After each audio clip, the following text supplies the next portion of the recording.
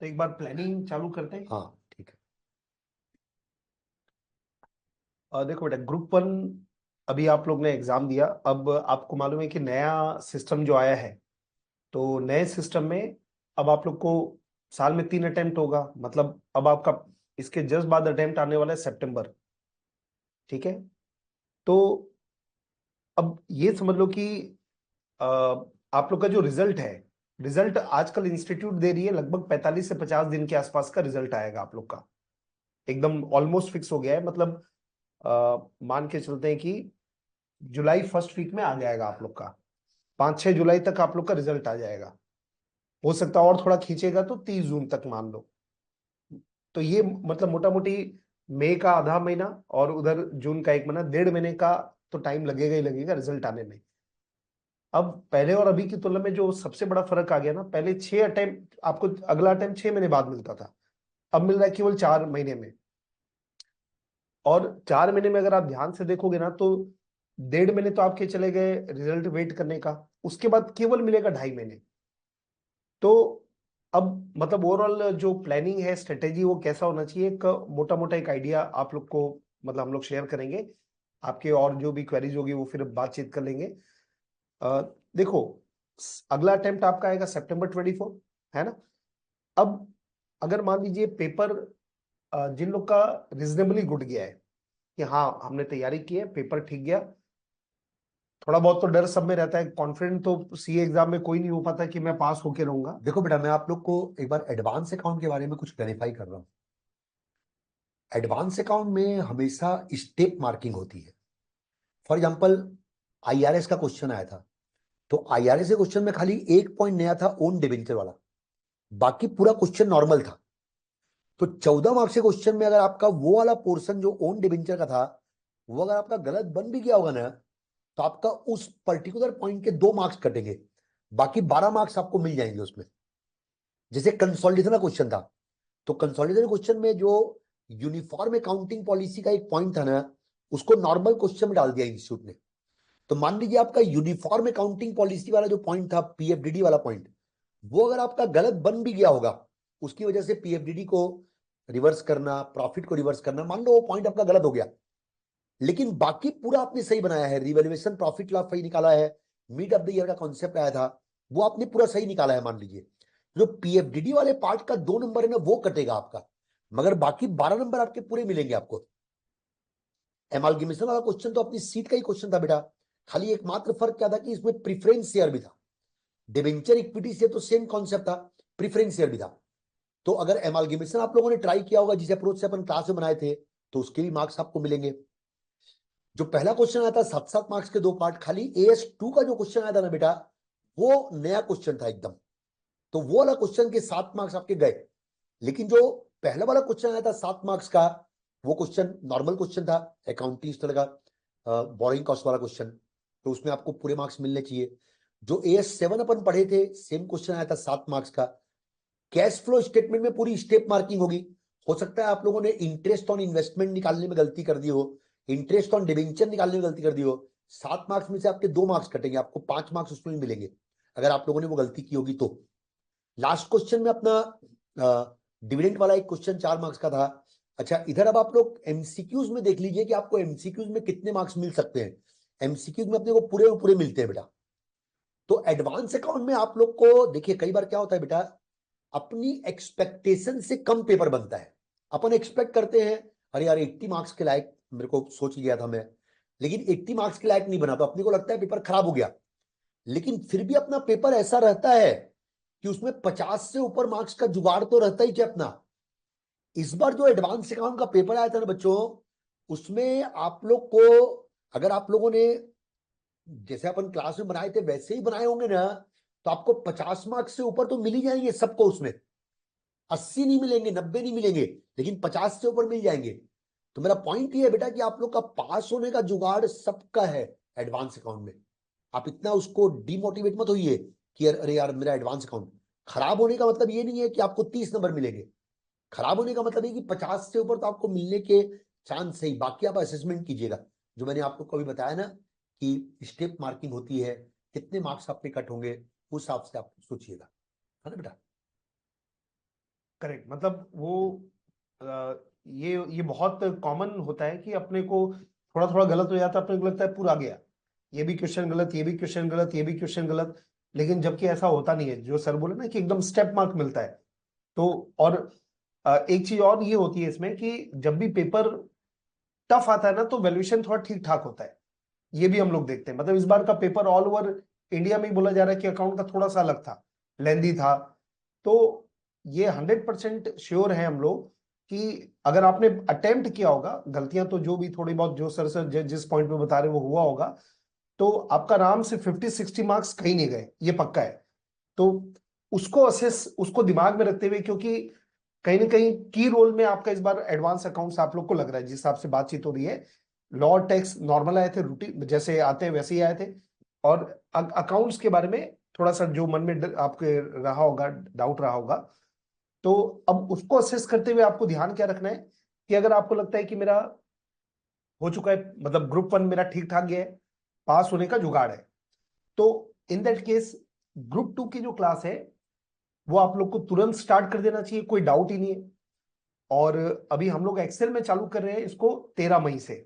13 मई से batches start हो जाएगी और वो 31 जुलाई तक खत्म होगी।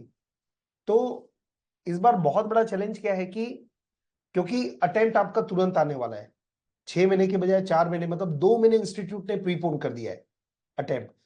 तो एक चीज एकदम आप लोग पूरा क्लियर रखना है इस बात को दिमाग में कि आपके पास टाइम नहीं है।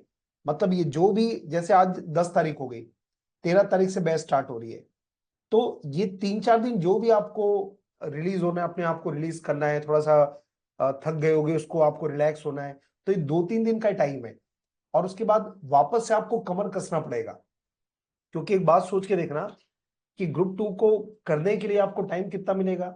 सितंबर अटेम्प्ट है, सितंबर हम ये मानते हैं कि फर्स्ट वीक ऑफ सितंबर अटेम्प्ट आएगा, अभी डेट तो आई नहीं है, लेकिन एक अज्यूम करते हैं। तो जुलाई महीना, 1 महीना तो पीएल आपको लगेगा पूरे ग्रुप 2 को रिवाइज करने में, एकदम मिनिमम रिक्वायरमेंट है। अब ये जुलाई खत्म हो गया, अब सॉरी अगस्त, अगस्त मंथ आपको लगेगा सितंबर के पहले। अब आपके पास समय कितना बचा, मई आधा, जून जुलाई, मतलब 2.5 महीने का ही आपके पास टाइम है ग्रुप 2 की तैयारी करने में। और ग्रुप 2 2.5 महीने में तैयार करना पूरा तीनों सब्जेक्ट। तो ये एकदम पहले से माइंड सेट बना के रखना कि अभी जो कमिंग डेज है आपके लिए, वो आपको एकदम मतलब तुरंत लगना पड़ेगा। आप ये अफोर्ड नहीं कर सकते कि आप एक सोच रहे हैं कि मैं एक हफ्ते बाद सोचूंगा चालू करूंगा, अफोर्ड ही नहीं कर पाओगे। आप हफ्ता 10 दिन अगर आप वेस्ट कर दिए ना, तो आपका कॉन्फिडेंस ही खत्म हो जाएगा, ऐसा हमको लग रहा है, क्योंकि इस बार बहुत कम सोचने का भी टाइम नहीं है। तो हम लोग ये मीटिंग का बेसिक पर्पस ये है कि हम लोग जब बैठ के वर्किंग कर रहे थे ना कि ग्रुप 2 कैसे खत्म होगा तो हम लोग को ही लग रहा था कि अरे बाप रे, मतलब बहुत ही कम समय है। तो हमारे अंदर बैठे नहीं, तो हम बोले भाई आपको भी बता दें कि आपके पास समय नहीं है। क्या होता है, अगर आप 15 दिन 1 महीने बाद जागोगे ना, तो ये सितंबर अटेम्प्ट चले जाएगा। तो आप लोग तो ठीक है, अवेयर है, आप लोग आए हैं मीटिंग अटेंड करने, तो आपके जो दोस्त यार हैं उनको भी एकदम बिल्कुल क्लियर कट बता देना। क्योंकि आप सोच के देखो, हम लोग ग्रुप 2 इतने समय से पढ़ा रहे हैं, हमको टेंशन हो रही है कि अरे कम समय मिल रहा है। तो कहीं ना कहीं होगा ऐसा कि समय कम मिल रहा होगा आप लोग को, ऐसा हम लोग को लग। तो 2.5 महीने में कोर्स कंप्लीट होगा, 1 महीने के अंदर रिवीजन होगा, तब जाके आप सितंबर अटेम्प्ट दे पाओगे। थोड़ी भी लापरवाही हुई आपसे तो सीधा ये अटेम्प्ट आपका चले जाएगा, फिर बहुत रिग्रेट होगा। जो इंस्टीट्यूट फायदा देना चाह रही है वो अपने को फायदा लेना भी है। तो ये तो हो गया, अगर जिन लोग का पेपर्स अच्छे गए तो उसके बारे में। और सर इसका जो शेड्यूल ग्रुप 2 का एक अपना प्रपोज्ड है, वो कैसा रहेगा, एक बार वो भी बता दीजिए। ग्रुप 2 का जो शेड्यूल हम लोग का रहेगा ना, वो अभी 24 मई तक आप लोग की इवनिंग में क्लास रहेंगी। मतलब 2 बजे से लेके शाम को 7:30 तक क्लास रहेंगी। शाम 2 बजे से लेके 7:30 तक 4 सब्जेक्ट स्टार्ट हो जाएंगे। कॉस्ट अकाउंटिंग पहली क्लास रहेगी, उसके बाद फिर कर्नीफर का ऐसे रहेगा, उसके बाद फिर आलोक सर का एसएम रहेगा, और फिर आखिरी में लविश सर जो है वो ऑडिट भी स्टार्ट कर देंगे। तो आपकी ये 4 क्लास स्टार्ट हो जाएगी। ये 24 मई तक चलेगा। अभी मतलब ये मंडे से स्टार्ट होते हुए फिर 25 मई से जो है ना, आप लोग की क्लास मॉर्निंग और इवनिंग स्टार्ट हो जाएगी। उस समय मैं आपको फाइनेंशियल मैनेजमेंट भी स्टार्ट कर दूंगा। तो मॉर्निंग में एफएम स्टार्ट हो जाएगा और लविश सर का ऑडिट स्टार्ट हो जाएगा, और शाम को आपकी 3 क्लास चलती रहेगी उस समय। शाम को फिर 6:15 तक क्लास रहा करेगी। उसके पहले मॉर्निंग में भी 2 क्लास रहेगी, फाइनेंशियल मैनेजमेंट की और ऑडिट की। तो ये आप लोग का शेड्यूल रहेगा बेटा। अभी 24 मई तक 2 से लेके 7:30 तक इवनिंग, और 25 मई से मॉर्निंग में 2 क्लास रहेगी और इवनिंग में 3 क्लास रहेगी।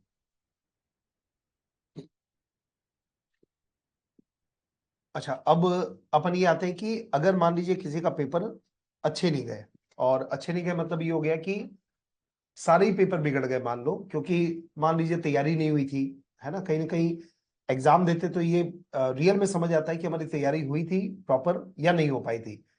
तो अब जो भी उसको सबसे इंपॉर्टेंट क्या है कि और टाइम वेस्ट करने की बजाय उसको एक्सेप्ट करना ज्यादा बेटर डिसीजन होता है कि मेरे तीनों पेपर अगर खराब चले गए, ठीक है, और तीनों में पास होने का जुगाड़ नहीं मेरे को दिख रहा है, मैंने पेपर ही वैसे बनाए, अटेम्प्ट ही वैसा किया, नहीं बना ही नहीं पाया मेरे से तीनों पेपर। तो अगर ऐसी कोई हालत है, मतलब ये मान के चलना कि आपके पास आपकी ग्रुप वन की तैयारी नहीं हुई है, तो ऐसे बच्चे प्लीज आप लोग बोर्ड ग्रुप के बारे में विचार ही मत करना। आपको फिर से एक ग्रुप, और वो जो एक ग्रुप है ना वो भी तुरंत स्टार्ट करना पड़ेगा, क्योंकि अगेन ये दिमाग में रखो कि मतलब रिजल्ट का वेट नहीं करना है। जिनका पूरा तीनों पेपर बिगड़ चुका है, तो बिल्कुल फॉल्स होप क्रिएट करके मत रखना कि कहीं से कुछ हो गया तो मैं पास हो जाऊंगा, ऐसा होता नहीं है। 3 में एक आध पेपर बिगड़ गया वो वहां तक ठीक है, पर तीनों ही अगर बिगड़ गया ना, तो तुरंत स्ट्रेटेजी ये प्लान करना कि ये सितंबर में आपको ग्रुप वन देना है, और बिना रिजल्ट का वेट किए, क्योंकि अगर आपने रिजल्ट का वेट किया ना तो फिर से आपके पास समय बहुत कम बचेगा, बहुत ही कम समय बचेगा। और अगर ग्रुप वन अच्छा नहीं गया है, पूरे पेपर बिगड़े, तैयारी हमको मालूम है अच्छी नहीं है, तो उस केस में ग्रुप वन को आपको समझ भी रही होंगे बेटा, ग्रुप वन को केवल ग्रुप वन को भी तैयार करने में 3 साढ़े 3 महीने का प्रॉपर टाइम लगता है। तब जाके वो आप 2 बार रिवीजन करोगे, मॉक टेस्ट दोगे। मतलब अगर पेपर अच्छे नहीं गए, एक आध वीक तक आप चाहो तो चिल कर लो, घूम फिर के आ जाओ, जो करना है कर लो। उसके बाद तुरंत ग्रुप वन की तैयारी में आप लोग को भिड़ना पड़ेगा, ठीक है। डोंट वेट फॉर रिजल्ट, क्योंकि अब अगेन बार बार जो हमारे दिमाग में आ रहा है ना कि 4 महीने में अटेम्प्ट आना, मतलब ये मान के चलो 1.5 महीने रिजल्ट के बाद 1.5 महीने तक जाएगा, 2 फिर महीना, केवल 2 ढाई महीने का टाइम आपको 2 ही मिलेगा। महीना, 2 ही महीना। 2 महीने मिलेगा, तो 2 महीने में तैयार करना बहुत मुश्किल है, क्योंकि आप फ्लो भी टूट चुका होगा। क्लास में रहते तो अपन फ्लो में रहते हैं, करेक्ट। तो टाइम वेस्ट मत करना, हो गया उसका ज्यादा लोड भी मत लेना, वापस से ग्रुप वन देना एक ऑप्शन। ऑप्शन नंबर 2, कि अगर आप लोग को ये लग रहा है कि मेरा ग्रुप वन ठीक ठाक है, मतलब लेकिन एकदम एक आध पेपर बिगड़ गया, ऐसा कुछ भी है, तो उस केस में भी हम लोग को लगता है कि आपको ग्रुप टू स्टार्ट कर देना चाहिए, और रिजल्ट तक बढ़िया आप वेट करो। उसके बाद में फिर आपको बाद में डिसाइड करना रहेगा कि ग्रुप वन में क्या मार्क्स आए, फिर ग्रुप टू की तैयारी कैसी है। तो उस समय फिर अपन और बातचीत करेंगे कि उसके बाद कैसे मूव ऑन होना है। तो जहां पर भी आपके 2 पेपर भी अच्छे गए, एक पेपर में डालम है, तो मेरे को लगता है कि ग्रुप टू आपको बिल्कुल स्टार्ट कर देना चाहिए। फिर वेट एंड वॉच करके अपना तैयारी करो, रिजल्ट आएगा उसके बाद देखेंगे कि क्या करना है आप लोग को, ठीक है। तो ये एक मोटा मोटा हम लोग का एक गाइडेंस हम लोग की तरफ से। सर कुछ और इसमें ऐड करना चाहेंगे? तो इसमें वही प्रवीण सर ने जो कहा ना, उसका जो क्रस है वो ये है कि आप 3 अलग अलग वेराइटीज में फॉल करते हैं, देखिए, है ना। एक तो बेटा मैं अपनी तरफ से फिर से एक बार कंफर्म कर दूं आपको कि एडवांस अकाउंट को लेके इतना निगेटिव मत रहिएगा। Be very practical, keeping in mind the experts opinion that there is always complete step marking. आपका आईआरएस का बैलेंस शीट टैली नहीं हुई, कंसोलिडेशन की बैलेंस शीट टैली नहीं हुई, एमालगेमेशन की बैलेंस शीट टैली नहीं हुई। कई बच्चों की शिकायत है, सर हमारी बैलेंस शीट टैली नहीं हुई। भाई बैलेंस शीट टैली नहीं होने से ऐसा नहीं होता कि 14 में 14 मार्क्स कट जाएंगे। बकायदा एक एक मार्क्स की स्टेप मार्किंग होती है बेटा। कंसोलिडेशन में जैसे आपने अगर सीपी आरपी सही निकाला है, कैपिटल प्रॉफिट रेवेन्यू प्रॉफिट वो सही निकाला है आपने, आपने ओपनिंग प्रॉफिट सही लिखा है, तो उसको बकायदा उसका 1 नंबर रहेगा। रिवोल्यूशन प्रॉफिट सही निकाला है, उसका 1 नंबर रहेगा। ऐसे पूरी स्टेप मार्किंग होती है। तो पहली बात तो ये ध्यान रखिएगा कि एडवांस अकाउंट में प्रैक्टिकल जजमेंट कीजिएगा। तो आप हो सकता है कि मैक्सिमम लोग पहुंच जाए कि यार मेरे 50 से 60 मार्क्स तो आ ही जाएंगे। दूसरा, जिन लोग को उम्मीद है कि उनका ग्रुप 1 हो जाएगा, उनको मंडे से ग्रुप 2 की क्लास स्टार्ट कर देना चाहिए। तीसरा, अगर आप लोग को बिल्कुल उम्मीद नहीं है, जैसा प्रवीण सर ने कहा कि तीनों सब्जेक्ट ही मेरे खराब हैं, तो आप 5-7 दिन चिल करके ग्रुप 1 को रीस्टार्ट कर सकते हो। और लास्ट, अगर आपको ये लगता है कि आपके 2 पेपर सही बने हैं, एक पेपर में थोड़ा गड़बड़ लग रही है, तो आपको ग्रुप 2 फिर भी स्टार्ट कर देना चाहिए, क्योंकि अगर आपने रिजल्ट तक वेट किया तो उसके बाद ग्रुप 2 देने के लायक अपन नहीं बचेंगे बेटा। तो आपको ग्रुप 2 स्टार्ट कर देना चाहिए। रिजल्ट आने के बाद फिर अगर आपका बाई चांस निगेटिव रिजल्ट आया तो फिर आप उस समय डिसीजन ले लीजिएगा, और अगर आपका पॉजिटिव रिजल्ट आया तो बात ही खत्म हो जाएगी। तो यही मेरी तरफ से भी समरी है बेटा। अब आप लोग अपने डाउट्स वगैरह क्लियर कर सकते हैं। आयुष पूछिए। Sir actually good morning sir.